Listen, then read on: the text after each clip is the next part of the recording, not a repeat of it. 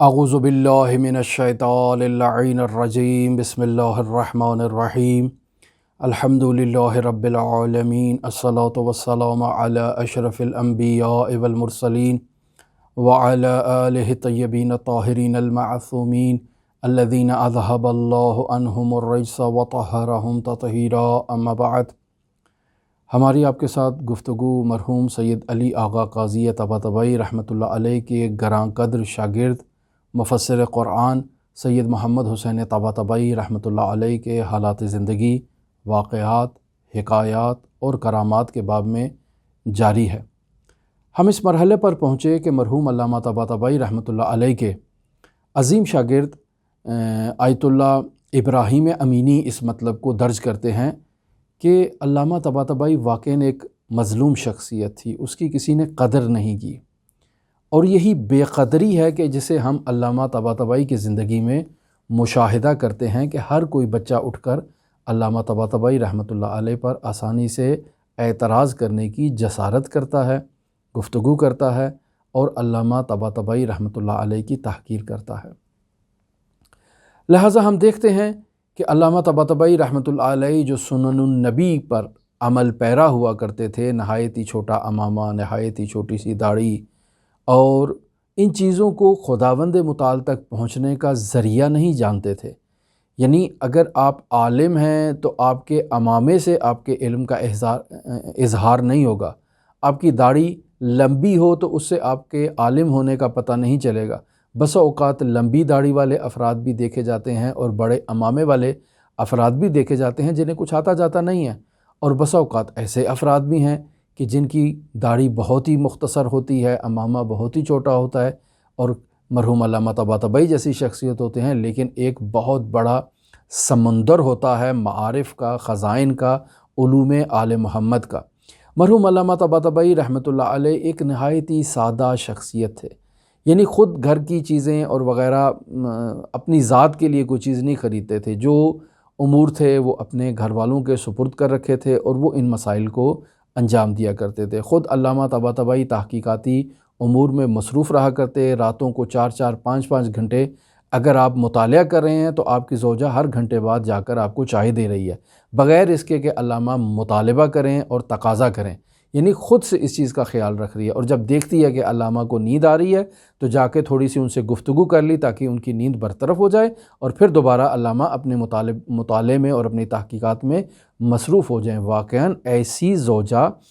معاشرے میں ایک نعمت ہے شوہر کے لیے۔ مرحوم علامہ طباطبائی رحمۃ اللہ علیہ نے تفسیر المیزان کو 20 سالوں میں تحریر کیا اور نہایت ہی مشکلات کا سامنا کیا، یعنی خود کتاب کی اشاعت کروانے کے لیے علامہ طباطبائی کو زحمت کرنا پڑتی۔ واقعاً ایک محقق کے لیے ایسے یاور اور ایسے مددگار افراد کا نہ ہونا ایک بہت ہی افسوس کی بات ہے۔ یعنی خود علامہ طباطبائی رحمۃ اللہ علیہ اپنی تفسیر کی اشاعت کے لیے باقاعدہ بس پر تہران جایا کرتے تھے، اور وہ پبلیشر جو تھا اس کے پاس قم سے بس پر بیٹھتے، یعنی باقاعدہ اڈے پہ جاتے، اڈے سے بس پر سوار ہوتے، اور سوار ہونے کے بعد تہران کے اڈے پر اترتے، اور پھر وہاں سے اس پبلیشر کے پاس جاتے اور وہاں جا کر خود نظارت کرتے کہ تفسیر المیزان کی جلد کے اشاعت میں کیا مشکلات ہیں، کیا رکاوٹیں ہیں، کیا مشاورت کی ضرورت ہے، یہ سب کام خود کرتے اس بڑھاپے کے عالم میں بھی۔ اور ایسے میں علامہ طباطبائی کا کوئی یاور اور ناصر نہیں تھا، حتیٰ کہ ایک دفعہ سڑک کا راز کرتے ہوئے علامہ طباطبائی کا ایکسیڈنٹ ہو جاتا ہے اور ان کی ہڈی میں فریکچر آ جاتا ہے۔ تو یہ دیکھیں کہ کیسا ایک بوڑھا عالم دین جو نابغہ ہے، عارف ہے، ایک عظیم المرتبت شخصیت ہے، لیکن یہ کام کہ جو دوسروں کو انجام دینے چاہیے، ایک ایسے عالم کی تجلیل میں کوئی ان کی قدردانی نہیں کر رہا، اور یہ کام اس کو خود کرنا پڑ رہے ہیں اور خود انہیں بے نفس نفیس انجام دے رہے ہیں۔ لہٰذا ہم دیکھتے ہیں کہ علامہ طباطبائی رحمۃ اللہ علیہ نے نہایت ہی مشکلات کے ساتھ ان مراحل کو طے کیا، لیکن جب افراد نے پوچھا کہ آپ ایسا کیوں کر رہے ہیں تو فرمایا کہ جو اللہ کے لیے علم حاصل کرتا ہے اور اللہ کے لیے اس علم پر عمل کرتا ہے اور پھر اللہ ہی کی خاطر اس کی نشر و اشاعت کے لیے کوشش کرتا ہے، جد و جہد کرتا ہے، اسے آخرت میں عظیم نام سے یاد کیا جائے گا، یعنی دعی فی ملکوت السماوات عظیمہ، یعنی اسے عظیم نام سے یاد کیا جائے گا، یعنی اللہ تبارک و تعالیٰ کا اس میں عظیم اس کی تجلی یہ شخص ہوگا قیامت کے دن، اور اسے پکارا جائے گا عظیم ادھر آؤ، عظیم کہاں ہے؟ تو یہ خداوند متعال کے وہ عظیم ہستی تھے۔ اور پھر میں نے عرض کیا کہ مرحوم علامہ طباطبائی کی قدر نہیں کی گئی۔ جب تہران میں وہ ناشر جو علامہ طباطبائی رحمۃ اللہ علیہ کی اس مایہ ناز کتاب کی اشاعت کر رہا تھا، اس نے دیکھا کہ بازار میں بہار الانوار کا جو جلدیں ہیں، جو کتابیں ہیں، وہ اب کم ہو چکی ہیں، دوبارہ اشاعت کی ضرورت ہے، لہٰذا اس نے مرحوم علامہ طباطبائی سے تقاضا کیا، خود سے تقاضا کیا، علامہ نے خود کو پیش نہیں کیا، اس نے تقاضا کیا کہ آپ تشریف لائیں اور اس بہار الانوار پر اپنا ایک حاشیہ لکھیں تاکہ ہم اسے تجدید چاپ میں لے کر آئیں، دوبارہ اس کی اشاعت کی جائے۔ علامہ نے ایکسیپٹ کر لیا کہ ٹھیک ہے، میں اسے حاشیہ لگاتا ہوں، لیکن بنا یہاں ہوگی کہ جہاں جہاں مرحوم علامہ مجلسی رحمۃ اللہ علیہ نے اپنا نظریہ پیش کیا ہے، اسی نظریے کے نیچے میں اپنا ایک نظر بھی دوں گا، ان روایات سے متعلق، ان ابواب سے متعلق اور ان احادیث سے متعلق۔ جب علامہ طباطبائی رحمۃ اللہ علیہ نے اس کام کا آغاز کیا اور ایک دو کتابیں اشاعت ہو گئیں، تو ایک طوفان کھڑا ہو گیا حوزہ علمیہ قوم کے اندر، حوزہ علمیہ نجف کے اندر، مشہد کے اندر اور ادھر ادھر، کہ یہ کیا علامہ مجلسی کی نظر کے اوپر نظر دی جا رہی ہے؟ یعنی مرحوم مجلسی نے اگر کسی حدیث کو ضعیف قرار دیا ہے تو علامہ کہتے ہیں نہیں، یہ ضعیف نہیں ہے، یہ درست ہے، یہ برہان کے مطابق ہے، یہ اصولوں کے مطابق ہے، اس کے اگر کوئی کمزوری بھی پائی جا رہی ہے تو اس کا جبران ہو سکتا ہے، لہٰذا اسے نظر انداز نہیں کرنا چاہیے۔ تو ایسے پر بے جا قسم کے اعتراضات علامہ طباطبائی رحمۃ اللہ علیہ پر کیے گئے، اس قدر اعتراضات کیے گئے کہ علامہ طباطبائی رحمۃ اللہ علیہ کو مجبوراً انہیں تحمل کرنا پڑتا تھا، لیکن علامہ نے پھر بھی اپنے قلم کو جاری رکھا اور وہ قلم روا رہا۔ لیکن جب پبلشر کے اوپر اعتراضات ہوئے تو وہ اس کو تحمل نہیں کر سکا، اور اس نے علامہ طباطبائی سے کہا کہ آپ ہمیں اجازت دیں، ہم آپ کی کتاب کو سینسر کریں۔ علامہ طباطبائی نے کہا نہیں، ایک واو تک حذف کرنے کی میں اجازت نہیں دوں گا۔ اگر آپ نے مجھ سے تقاضا کیا ہے کہ میں اس پر حاشیہ لگاؤں اور اس پر میں اپنی نظر دوں، تو یہ کتاب اسی طرح سے پبلش ہونی چاہیے جیسے میں لکھ رہا ہوں، چونکہ پھر آپ نے مجھ پر اعتماد کیا ہے تو میں درست انداز میں وفاداری کے ساتھ، دینداری کے ساتھ، امانت داری کے ساتھ اس مطلب کو اور اس عہد کو ادا کروں گا۔ لیکن اگر آپ مجھ پر اعتماد نہیں کرتے تو پھر یہ کام چھوڑ دیتے ہیں۔ مجبوراً پبلشر کو عقب نشینی کرنا پڑی اور پیچھے ہونا پڑا، اور اس نے علماء کے اعتراضات کی بنیاد پر اس کتاب کی اشاعت سے ہاتھ اٹھا لیا۔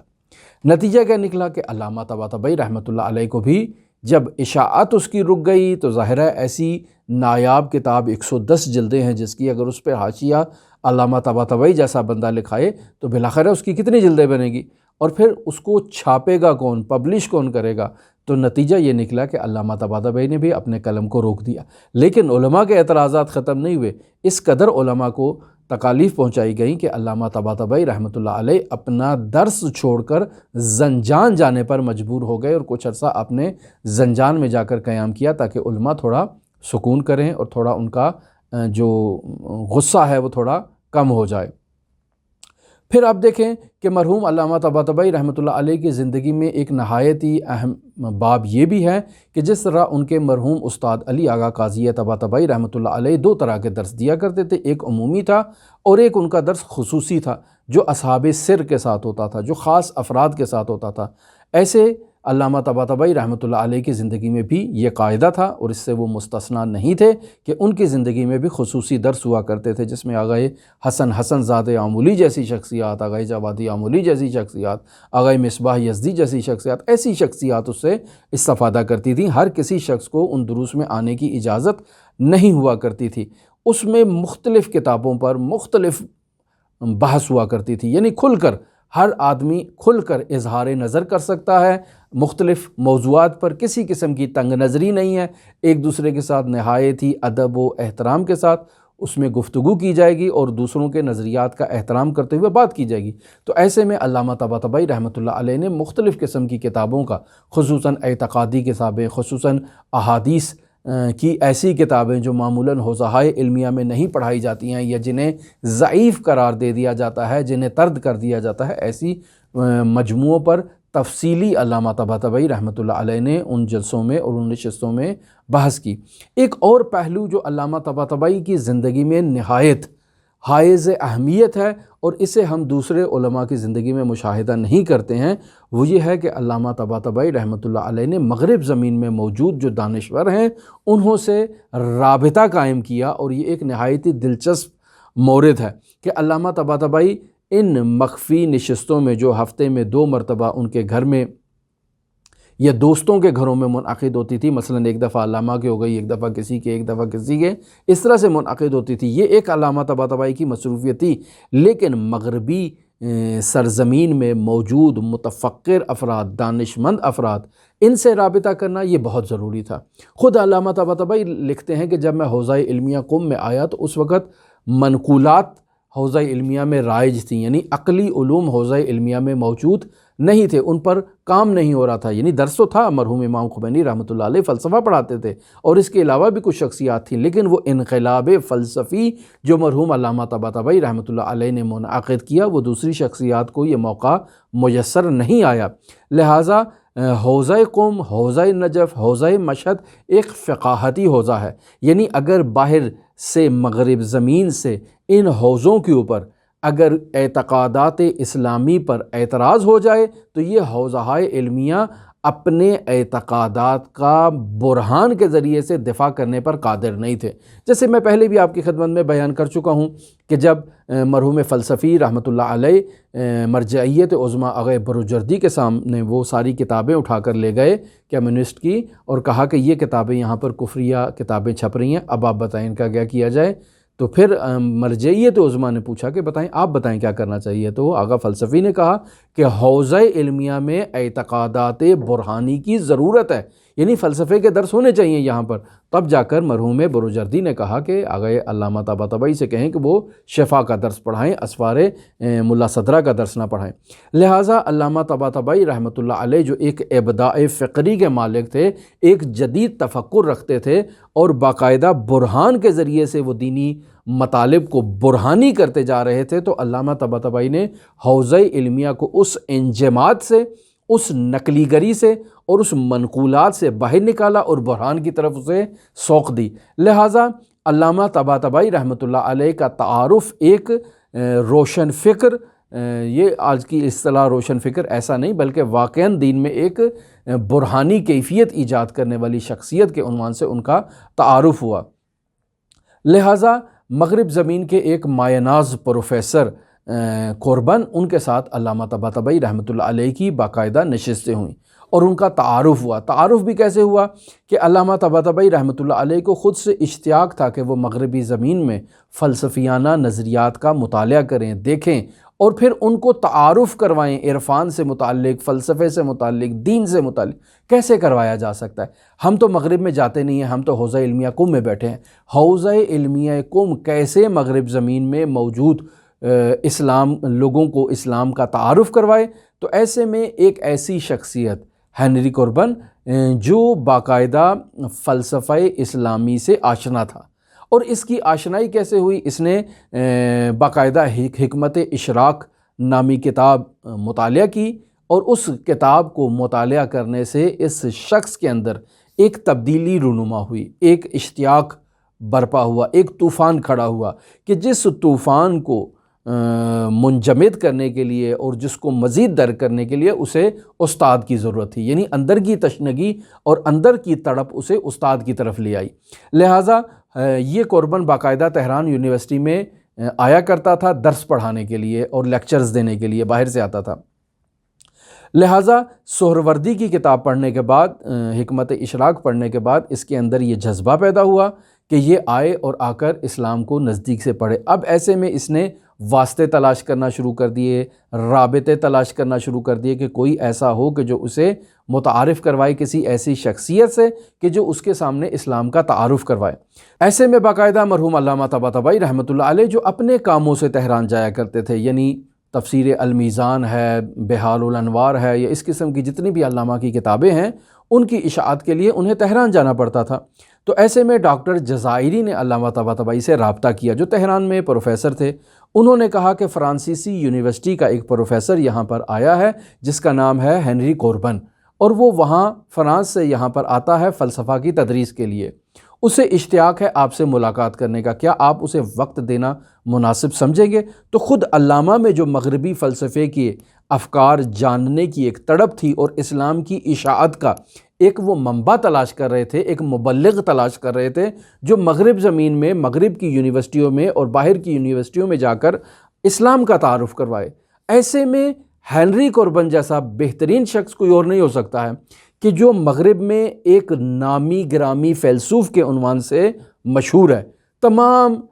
دنیا میں اس کا چرچا ہے، اس کا غوغا ہے، سب اسے ایک احترام اور ادب کی نگاہ سے دیکھتے ہیں کہ واقعاً یہ ایک پروفیسر ہے جس نے تمام فیلسوفوں کو پڑھا ہے، کسی کو اس نے نہیں چھوڑا ہے، سب کو کھنگالا ہے اور سب کا اس نے مطالعہ کیا ہے، اس کی قلم کا ایک نام ہے، ایک مقام ہے۔ ایسا شخص اگر علامہ طباطبائی رحمۃ اللہ علیہ کو مل جائے اور علامہ طباطبائی کے افکار سے متاثر ہو تو پھر جا کر یہ اگر اسلام کا اور تشیع کا تعارف کروائے گا تو یہ ایک بے نظیر قسم کا تعارف ہوگا۔ لہٰذا علامہ طباطبائی کو خود کو ایک اشتیاق تھا کہ وہ مغرب زمین میں کیا ہو رہا ہے اسے جاننے کے لیے ایسے شخص سے ملے۔ لہٰذا جب ڈاکٹر جزائری نے علامہ سے تقاضا کیا تو علامہ نے گرم جوشی سے اس تقاضے کو ایکسیپٹ کر لیا کہ ٹھیک ہے میں ملنا چاہتا ہوں، ایسی کوئی بات نہیں ہے۔ لہٰذا ایسے وقت میں علامہ طباطبائی رحمۃ اللہ علیہ سے ملاقات کروائی گئی کہ جب کوربن واپس جانا چاہتا تھا، یعنی یہ 4 مہینے یا 6 مہینے ایران میں مقیم ہوتا تھا، یہاں پہ درس دیا کرتا تھا اور اس کے بعد 6 مہینے باقی جو ہے نا وہ وہاں پر فرانس میں چلا جایا کرتا تھا۔ اب یہ اس کا وقت کا آخری پیریڈ تھا کہ جو وہاں پر یہ تہران میں مقیم تھا اور پھر اس نے جانا تھا۔ ایسے میں علامہ طباطبائی رحمۃ اللہ علیہ سے اس کی ملاقات ہوتی ہے اور پھر اس ملاقات کے نتیجے میں علامہ طباطبائی اور اس کوربن کے درمیان ایک الفت اور ایک دوستی ایجاد ہو جاتی ہے، جس دوستی کے نتیجے میں علامہ اس کے سامنے اپنے افکار مطرح کرتے ہیں، وہ علامہ پر اعتراضات کرتا ہے اور اس طرح سے یہ ایک کیفیت بنتی ہے کہ علامہ اس کو تعارف کروانے کے لیے اسلام کا اور تشیع کا، اسلام میں قرآن اس عنوان سے ایک کتاب تحریر کرتے ہیں اور اسلام میں تشیع یہ 2 کتابیں تحریر کرتے ہیں۔ ظاہراً اسلام میں شیعت یہ کتاب جو ہے یہ فارسی میں بھی پبلش ہو چکی ہے اور اردو میں بھی میں نے اس کا ایڈیشن دیکھا تھا، اب آیا ہے یا نہیں یہ مجھے نہیں معلوم۔ بس اس طرح سے علامہ طباطبائی رحمۃ اللہ علیہ نے تشیع کا اور اسلام کا تعارف کروایا اس کوربن کے لیے۔ یہ 4 مہینے 6 مہینے جو تہران میں رہتا تھا تو اپنی یونیورسٹی کے ظاہر لیکچرز وغیرہ اور ان چیزوں میں مصروف رہتا تھا، ادھر سے علامہ طباطبائی بھی قم میں حوزہ علمیہ قم میں مصروف تھے۔ یہ دونوں شخصیات تہران میں ملاقات ہوا کرتی تھی، یعنی ہفتے میں 2 ہفتے کے بعد تہران میں یہ جایا کرتے تھے اور وہاں ذوالمجد طباطبائی نامی کوئی شخصیت تھے، ان کے گھر میں یہ نشستیں منعقد ہوا کرتی تھیں۔ اور صرف یہ 2 شخصیات نہیں تھیں، اور بھی متعدد قسم کے پروفیسرز، دانشمند حضرات ان میٹنگز میں شریک ہوا کرتے تھے۔ خود علامہ طباطبائی رحمۃ اللہ علیہ کے کچھ گراں قدر شاگرد بھی ان میٹنگز میں شریک ہوا کرتے تھے اور باقاعدہ یہ سالوں ان کے درمیان یہ نشست و برخاست کا سلسلہ جاری رہا۔ علامہ طباطبائی اس بڑھاپے میں تہران سے بس پر بیٹھتے اور باقاعدہ ان میٹنگز میں شریک ہونے کے لیے تشریف لاتے، نظریات کا تبادلہ ہوتا، گفتگو ہوتی، بحث و مباحثہ ہوتا اور اس کے بعد پھر واپس چلے جاتے۔ بسا اوقات علامہ طباطبائی کو وہاں سے صرف آنے کی زحمت کرنا پڑتی، چونکہ آتے اور صرف اعتراضات سنتے اور علامہ کو خود لب کشائی کا موقع نہ ملتا، لیکن پھر بھی اس کے باوجود علامہ طباطبائی رحمۃ اللہ علیہ تشریف لاتے۔ پھر یہ جو نشستیں علامہ طباطبائی کی منعقد ہو رہی تھیں اور اس سے ہنری کوربن کے ذہن میں تشیع کا تعارف پھیل رہا تھا، تو ہنری کوربن خود اس بات کا اعتراف کرتا ہے کہ آج سے پہلے میں جتنے بھی اسلام سے میرا تعارف ہوا ہے، فلسفے سے تعارف ہوا ہے، وہ مکتب اہل تسنن سے ہے، میں نے شیعت کو نہیں پڑھا ہے، لیکن اس عظیم فیلسوف کے ساتھ نشست و برخاست سے میرے سامنے تشیع کا تعارف ہوا ہے، میرے سامنے ان کے طرز تفکر، ان کی آئیڈیالوجی، ان کے فلسفہ، ان کے عرفان اور ان چیزوں کا بھی مجھے علم ہوا ہے، جس سے میرے اندر ایک نمایاں تبدیلی ہوئی ہے اور یہ ایک ایسا ذخیرہ ہے میرے لیے کہ جس کے تحت جو ہے وہ میری اب طرز تفکر جو ہے وہ بہت تبدیل ہو چکا ہے۔ تو ایسا مبلغ علامہ طباطبائی نے تیار کیا کہ علماء لکھتے ہیں کہ اس نے تشیع کا اچھے انداز میں ذکر کیا. جہاں کہیں بھی اس نے کوئی کتاب لکھی، کتاب کا تعارف کروایا، تو تشیع کو جو تعارف کروایا وہ اسلام کے ایک درخشاں چہرے کے عنوان سے اس نے تعارف کروایا. یہاں تک کہ بعض افراد نے یہ بھی بیان کیا ہے کہ عربستان سعودی میں اس کی کتابیں بین ہیں. کیوں بین ہیں؟ چونکہ یہ تشیع کا مبلغ ہے اور تشیع کا تعارف کروا رہا ہے. شیعہ نہیں ہے لیکن تشیع کا تعارف کروا رہا ہے، چونکہ علامہ طباطبائی رحمۃ اللہ علیہ کی ایک چھاپ اس کے اوپر بیٹھ چکی تھی. بعض لوگ جو انقلابی ہوتے ہیں وہ بسا اوقات تندہی کا مظاہرہ کرتے ہیں اور سوچتے ہیں کہ شاید ایسی نشستیں اسلام کے ضرر میں ہیں، شاید ایسی نشستیں انقلاب کے ضرر میں ہیں. لہٰذا بعض انقلابیوں نے علامہ طباطبائی رحمۃ اللہ علیہ کے شاگردوں پر اعتراض شروع کر دیا کہ وہ علامہ کا راستہ روکیں اور یہ نشستیں کسی طرح سے ختم ہونی چاہیے. جب علامہ تک اعتراض پہنچا تو فرمایا کہ یہی تو ایک راستہ ہے کہ جس سے مجھے معلوم ہوتا ہے کہ وہ لوگ کیا سوچتے ہیں اسلام کے بارے میں ان کے جو طرز تفکر ہے اس کو جان کر اسلام کے دفاع کے لیے برہان تیار کرتا ہوں. یہ راستہ بھی اب ہمارا بند کر دینا چاہتے ہیں اور ہم اس راستے سے بھی اب اسلام کا دفاع نہ کریں. تو یہ ایک کیسی مظلومیت ہے مرحوم علامہ طباطبائی رحمۃ اللہ علیہ کے لیے.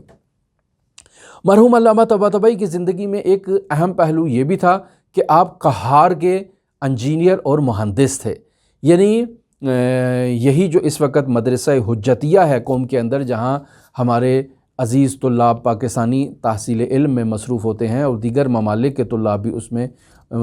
تحصیل کر رہے ہیں، تو جب آیت اللہ حجت کو اس مدرسے کی تعمیر کے لیے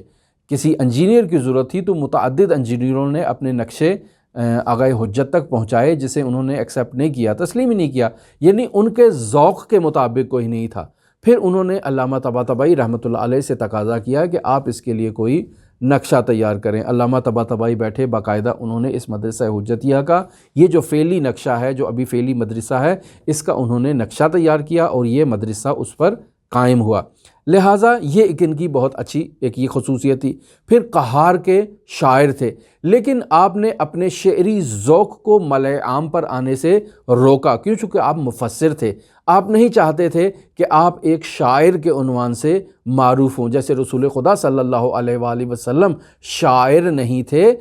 اسی طرح سے علامہ طباطبائی بھی چاہتے تھے کہ وہ شاعر کے عنوان سے متعارف نہ ہوں، مفسر قرآن کے، شاگرد مکتب قرآن و اطرت کے عنوان سے متعارف ہوں. لہٰذا علامہ طباطبائی رحمۃ اللہ علیہ نے باقاعدہ اپنے تمام اشعار کے مجموعے کو جو انہوں نے لکھے، تحریر کیے، کہیں کاغذوں پر، کہیں کسی دیوانوں میں، سب کو پھاڑ کر اپنے اس خادم کو دیا کہ جاؤ اسے دریا برد کر دو، اور اس نے بھی دریا برد کر دیا. لیکن اس کے باوجود علامہ طباطبائی کے کچھ اشعار ایسے تھے جو ان کے شاگردوں کے ہاتھ میں تھے، جو لوگوں تک پہنچ چکے تھے. وہ اشعار ابھی بھی موجود ہیں. بعض لوگوں نے ان کو جمع کیا اور ایک دیوان کی صورت میں علامہ طباطبائی کے انتقال کے کئی عرصہ بعد تحقیقات کی صورت میں اسے ایک دیوان کی صورت میں شائع کیا گیا. لیکن ایک عظیم ذخیرہ علامہ طباطبائی رحمۃ اللہ علیہ کا نابود ہو گیا.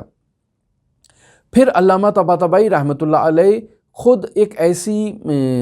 تربیت انہوں نے آغائے علی آغا قاضی طباطبائی رحمۃ اللہ علیہ سے حاصل کی تھی کہ عرفان میں ایک کمال کے مرتبے پر یہ پہنچ چکے تھے. خود تنہا نہیں بلکہ ان کی زوجہ بھی ان کے زیر سایہ رہتے ہوئے، ان اخلاقی اقدار پر عمل کرتے ہوئے وہ بھی ان مکاشفات اور ان چیزوں میں وہ بھی اتر آئی تھی. یعنی طالب علم نہیں تھیں، حوزہ علمیہ سے ان کا وابستگی نہیں تھی، لیکن اس کے باوجود وہ بھی مکاشفات مشاہدہ کیا کرتی تھیں. متعدد مرتبہ علامہ طباطبائی نے اس بات کو خود ذکر کیا ہے کہ ایک دفعہ میں اپنی زوجہ کے ساتھ بیٹھ کر زیارت عاشورہ پڑھ رہا تھا، تو اپنے مکاشفے کے لیے ذکر کرتے ہیں کہ میں زیارت عاشورہ پڑھتے پڑھتے مشاہدہ کرتا ہوں کہ میں حضرت امام حسین علیہ السلام کے حرم میں بیٹھ کر امام حسین کی میں زیارت کر رہا ہوں، اور جب زیارت ختم ہوتی ہے تو اس کے بعد میں مشاہدہ کرتا ہوں کہ میں اپنے گھر میں واپس آ چکا ہوں، اور پھر اس کے بعد 2 رکعت نماز ادا کرتا ہوں. یہ علامہ طباطبائی کا ہے. علامہ کی زوجہ کا مکاشفہ بھی اسی طرح سے ہے کہ ان کے فرزند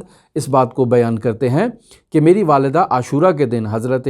امیر المومنین کی اس تڑپ میں بیٹھ کر زیارت عاشورہ جب تلاوت کر رہی تھی تو ان کے دل میں یہ حسرت تھی کہ ہم 10 سال نجف اشرف عراق میں رہے ہیں اور ایسے موارد میں ہم مولا الموحدین کو ان کے فرزند کا پرسہ دینے کے لیے جاتے ہیں، کربلا جاتے ہیں، تو اب ہم یہاں پہ ہیں اور اس سعادت سے محروم ہیں۔ اچانک مشاہدہ کرتی ہیں کہ وہ امیر المومنین کے حرم میں موجود ہیں اور وہاں پر وہ زیارت کر رہی ہیں مولا الموحدین امیر المومنین علی ابن ابی طالب کی زیارت کو مکمل کرتی ہیں، تو اس کے بعد دیکھتی ہیں کہ وہ اپنے گھر میں موجود ہیں۔ تو یہ وہ عزیز شخصیات ہیں، عظیم شخصیات ہیں کہ جن سے ہمیں درس حاصل کرنا چاہیے، کیونکہ اسلام نے ہمیں ایسی شخصیات سے مدد لینے کی طرف ترغیب دلائی ہے، چونکہ ہم اسلام کے شاگرد ہیں۔ اسلام کا پیغام پہنچانے کے لیے ہمیں ایسے ہی اساتید کی ضرورت ہے جو مکتب قرآن و اطرت سے تربیت یافتہ ہیں، اور مکتب قرآن و اطرت سے تربیت یافتہ افراد اگر اسلام کا تعارف کروائیں گے تو ہمیں چاہیے کہ ہم اس کو گرم جوشی کے ساتھ تسلیم کریں، قبول کریں، استقبال کریں اور اس پر عمل کریں۔ علامہ طباطبائی رحمۃ اللہ علیہ کی آغا علی آغا قاضی طباطبائی نے ایسے تربیت کی اور ایسے پرورش کی کہ یہ علامہ طباطبائی اس طرح سے اسلام کی خدمت کر رہے ہیں۔ لہٰذا ہماری آپ کے ساتھ گفتگو علامہ طباطبائی کے ساتھ اس کے آخری مراحل تک ابھی پہنچ رہی ہے۔ اگر آپ دلچسپی رکھتے ہوں تو ہمارے ساتھ رہ سکتے ہیں۔ اللہم صلی علی محمد و آل محمد وعجل فرج غائم آل محمد۔